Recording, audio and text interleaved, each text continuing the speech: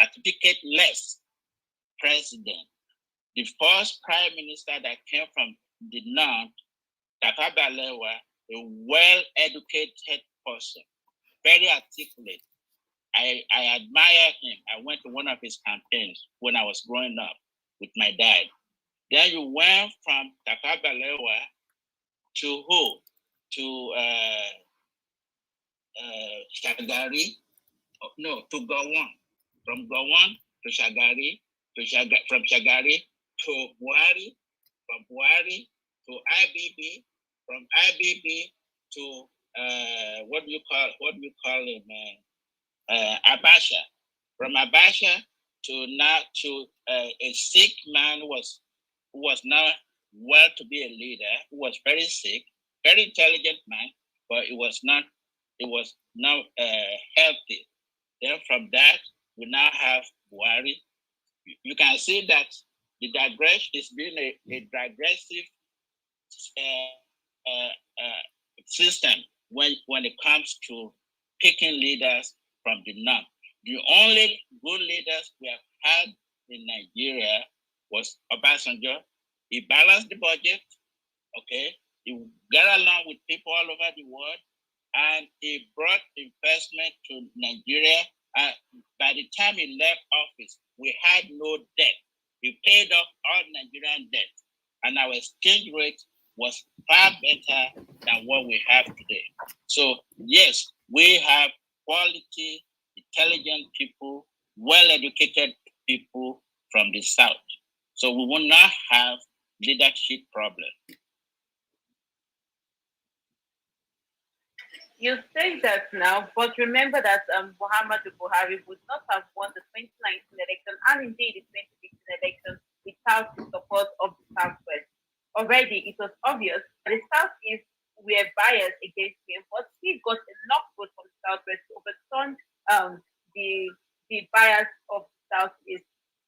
Your people are still supporting President Muhammadu Buhari.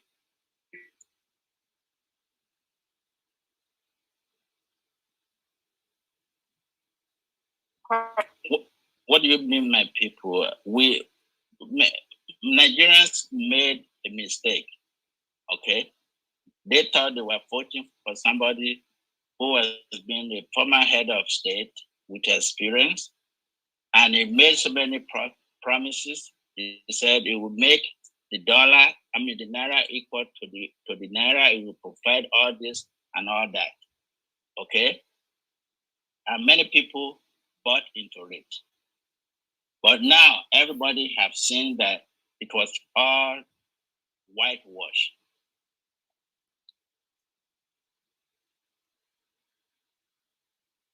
And without Buhari being president, we will not have all these agitations going on in Nigeria. So in reality, it has been a positive,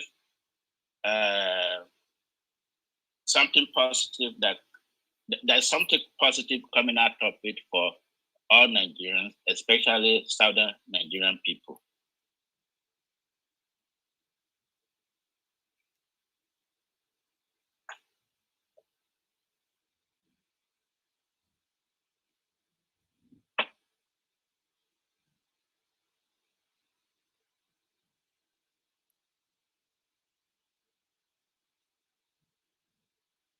Dr. Biola, did you hear my question? Yes.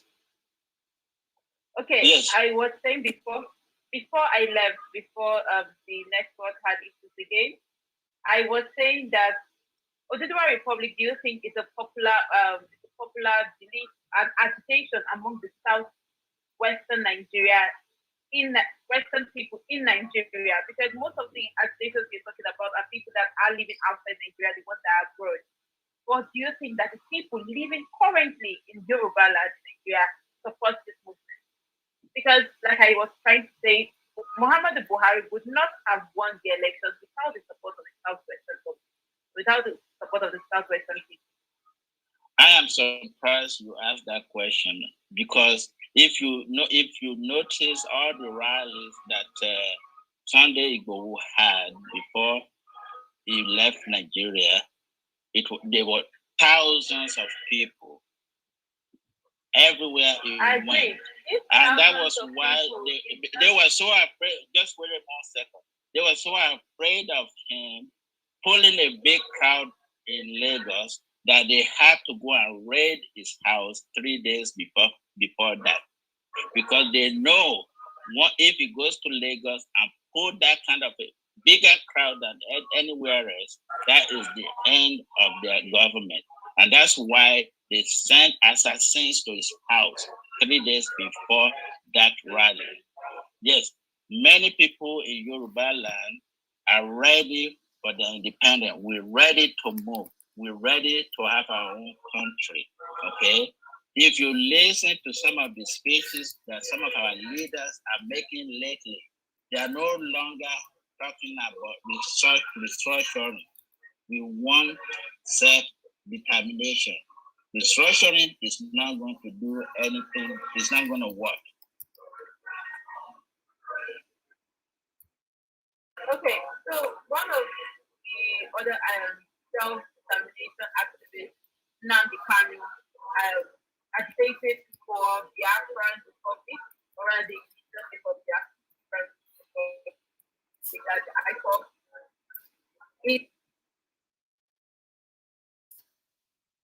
is Oduduwa Republic agitators.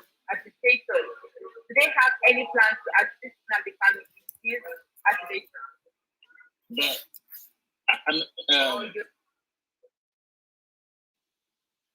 Nnamdi Kanu should not have been picked up from Kenya. He was kidnapped. He has no case to answer. Okay, Nigeria has become a terrorist nation by going to another country to kidnap someone and try that person. Okay, you cannot go to court with a dirty hand. Okay, it's like somebody who raped a woman and caught herpes or HIV, and they turn around and said, "I'm suing the woman." Okay, Nigeria government committed international crime by going to Kenya to kidnap somebody who ran away because he was afraid of his life. They went to his house trying to kill him. They harassed his parents. Okay, if any human being will run away, even if you're under bail, you will run away if you believe that your life is being threatened. Okay, so he ran away in order for him to save his life. No country has any right to go and kidnap him from another country and say he needs to come and face trial. Okay, the fact that Nigerian government went and kidnapped him, they don't have any case. Okay, if they continue to try him, I'm going to tell you something today. All these include all these people in Nigerian government. They need to understand that they only have less than 2 years in government. Most of them are going to be tried, and most of them are going to go to jail, including Buhari, if they don't stop what they are doing, because they are committing crimes against humanity. Okay?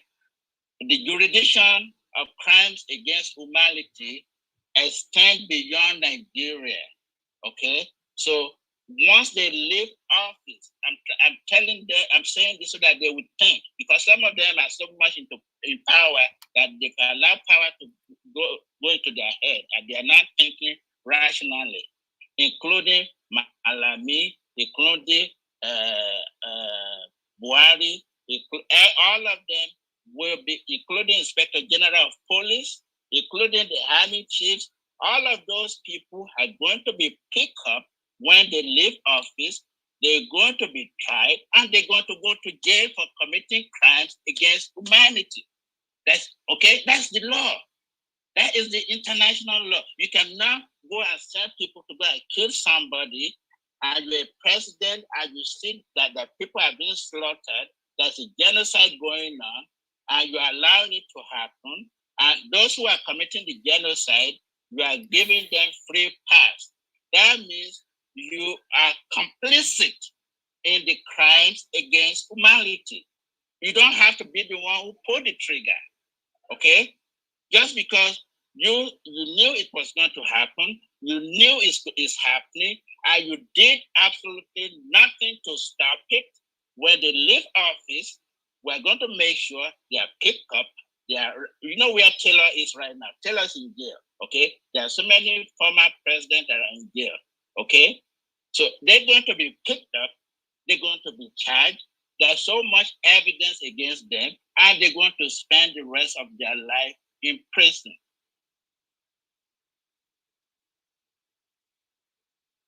Okay, talking about international law, recently we saw a reporter asking the Assistant Secretary General Aisha Mohammed in the UN about the human rights violation of Sunday Boho, and we saw that they banned him for about 3 weeks from covering the UN events. The UN know what's happening and currently happening tonight. Yeah, Amina Mohammed violated the First Amendment of the Constitution of the United States of America. We're already making arrangements and plans and to make sure that he's removed from the United Nations because he violated American First Amendment. She violated the First Amendment of American Constitution. So plans are underway to make sure that she's either removed or sanctioned. We're pushing that she's removed because you cannot be in another man's country and violate their constitution.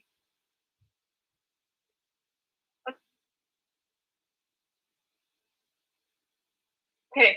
We as just remember our time is fast spent, so you have to be a bit free. Mazio Koye. Thank you, Nneka. Yeah, thank you. Thank you, Mr. Abiola. I wanted to say something before I ask my question. It's very difficult for me to sit here listening to you, saying what you're saying with regards to your agitation for Oduduwa, because I think it's one of clear case of scapegoating the Fulanese. I'll grant you one thing, that perhaps the violence and the insecurity we see has, to an extent, scaled under Buhari's leadership. However, I don't think anyone can, sit and say with a straight face that the Fulanese are the problem. They are the sole problem of Nigeria, because I believe the Yorubas are quite, they're very instrumental in bringing your Buhari to power. And my question is, do you think that Fulanese are the sole problem of Nigeria? If first of all, I don't know what part of Nigeria you come from, but I'm an Igbo man. Okay, you're an Igbo man. You saw what they have done to your people. You saw the rates, so many, the pattern, this and that. You saw how they've gone there and killed your people, and you saw how they've given passes, free pass to horsemen, Fulani horsemen, to carry weapons. Okay, let me tell you, the Miyetti Allah, okay, they are the one running the government, okay, and they are the one who will say it's okay for an uneducated Mullah to carry a weapon, okay, and feed their cows from your crops, okay, and the president of the country saying that it is okay that you should give them the right to come to your area, and that you should give them the ruga and all other stuff that he's been talking about. In the U.S., 100 years ago, the cowboys used to graze their cows from Texas to Oklahoma to Wyoming. But with the advent of industrialization, they stopped that. Okay? So why will a president of a country in 21st century still advocating for grazing when you can have ranches? Do you know how much money we lose every day because of these people roaming their cows all over the land? People are afraid to go to the farm. And I can tell you what they are doing is a psychological war. Okay, it's a psychological war. Fear is a weapon of war. Intimidation is a weapon of war. When you create fear that people cannot go to their farms, okay, you've already defeated them. Okay, you are using psychology to fight a war. So again, the Nanda oligarchies, they've continued to do this years after years, and they won't stop. Okay, it's not by force that we must all live together. There were only 166 countries in the world in 1970. Today, we have 195 countries. God has ordained it that there will be 5 countries coming out of Nigeria, and that will make it 200 countries in the world. And Yoruba nation will be the 201. Igba, we call it Igba, which means 200. Igba, which means it's our turn. Okay? This is what Ifa has said, and nobody can stop it.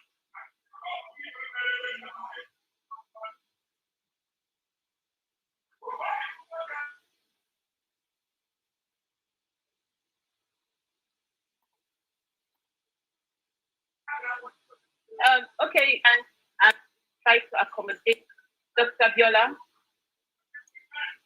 Yes. Dr. Biola, can you hear me? I can hear you. So we have spoken a lot about Oduduwa Republic, and you are so convinced that once Oduduwa Republic comes into power, it's going to solve all the problems. Now, let me ask you this. If come 2023, the southwestern part of Nigeria produce the next president of the country, would Oduduwa Republic still be an agitation, or would your people try to restructure Nigeria? We're not fighting for the presidency. Okay, any presidency coming from the south is just like a charade. It's a puppet president. You still going to have some people saying that they have the population and this and that. So we're not fighting for the presidency. However, if there's any candidate that comes out and promise that within 6 months of his presidency, he will guarantee a referendum whereby everybody in Nigeria will decide where they want to belong. Okay? Personally, I'm not speaking for any organization or any group. Personally, I will support such a person that said, look, within 6 months, I will have a referendum. Because if we have a referendum under Buhari, it's not going to be a fair referendum. Okay? And in order for us to have a referendum, it has to be in a very conducive environment, a fair and conducive environment, not like the one that INEC will run. Okay, so if there's a candidate out there that's okay within 6 months, if I'm elected, whether it's an Igbo man, a Yoruba man, a TV man, if I'm elected within 6 months, there will be a referendum.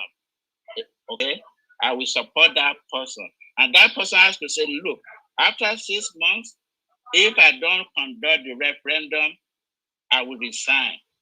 Okay, he actually sign a resignation letter ahead of this one.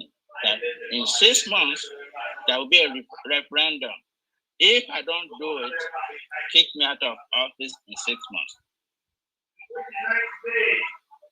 So you support such a person? I will support, personally, I will support such a person. Because we want a referendum. Okay. Okay? We want a referendum. Okay.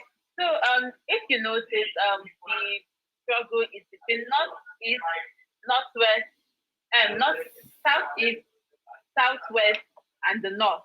Now the north have been united and consistent in maintaining power, mostly because of their population, but also because of their unity. Don't you believe that if the southwest and the southeast can bury their hatchet and stand as one, they would have the possibility of actually advocating for either balkanization or presidency or restructuring. But why do you think that this has not happened up to now? And how can we change it? There's already a process in place. We are working together with our people brothers. Okay. In fact, in another week or 2 weeks, we're going to have. If you know, I don't know if you notice. Every day there's a protest going on in London. Okay, in the front of 10 Downing from the Parliament House. Both Yoruba people and Igbo people are the participants of this daily rally. So we have united. Okay, so we have united, and we're going to continue to unite. Okay, and we have people from the Middle Belt are working with us. People from southern Kaduna are working with us. The last World Press Conference we have representatives from southern Kaduna that came, and we have representatives from Delta that came. The only person we invited that couldn't come was Governor Autumn. Okay, so we are working together.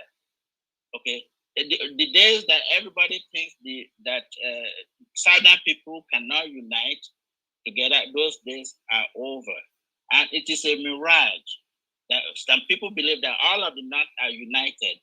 Northern Nigeria is more divided than southern Nigeria. There are so many ethnicities in northern Nigeria, but the Fulani have intimidated the Hausa people and other minorities in the north. But those minorities, you see, when you are being intimidated and your daily bread depends on you, it depends on your master, you try to dance to their tunes. Okay? So, but they are not sitting ducks. I have a lot of Hausa people who are friends who are not Fulani, and I have a lot of friends who are from Kogi, and they are all grumbling.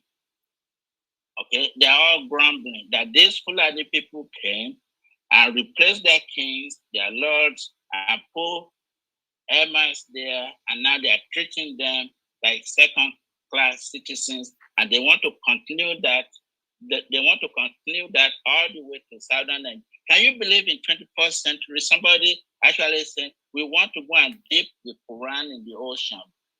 Okay, if you want to go, just take a bus from Sokoto and dip it there and go back to where you came from. Okay, so that is the kind of mentality of the people we're dealing with. We are not in the same league. Okay, we are not. Okay, if people are thinking like that, I want to go and conquer you, a war that we started in 1800 that we couldn't finish, we want to come and finish it now. If you couldn't conquer us in 1810, 1800, what makes you think you can do it now? We are more advanced than you.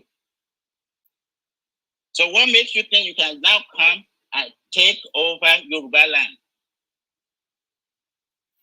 These are the kind of things that are coming from delusional people. You want to come and take over Yoruba land? It's impossible.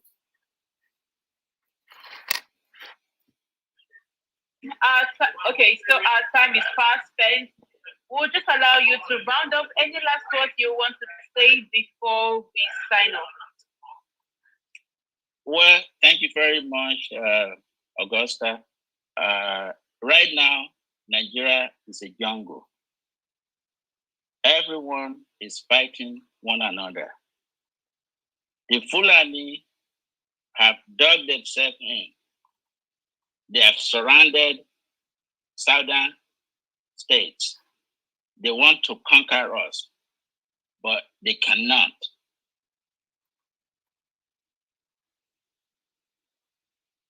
And we will fight using our intellectual capacities and capabilities to win the war. We do not have to shoot a gun, fire a shot, okay? We can decimate the economy and we can cripple the economy. And we are going to assure Western nations that they have nothing to worry about, that their debts will be paid and their investments and industries in the southern Nigeria will be protected. We are the same. They have more in common with us. Okay, it is the Fulani horsemen that are forming coalition with ISIS, with Boko Haram, and other terrorist groups. Yoruba people and Igbo people and southern Nigerian people are not terrorists. We are enterprising people, and we want the world to know, and we will work with the Western world to make southern Nigeria a free area.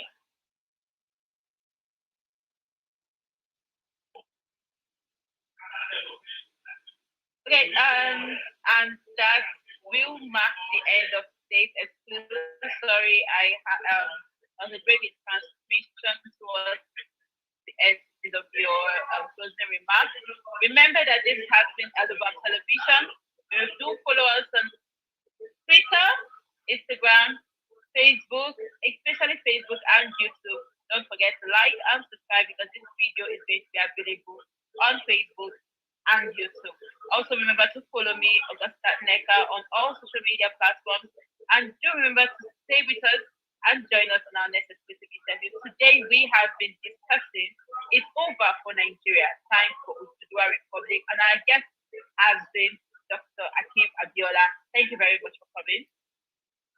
Thank you. Okay, and with that,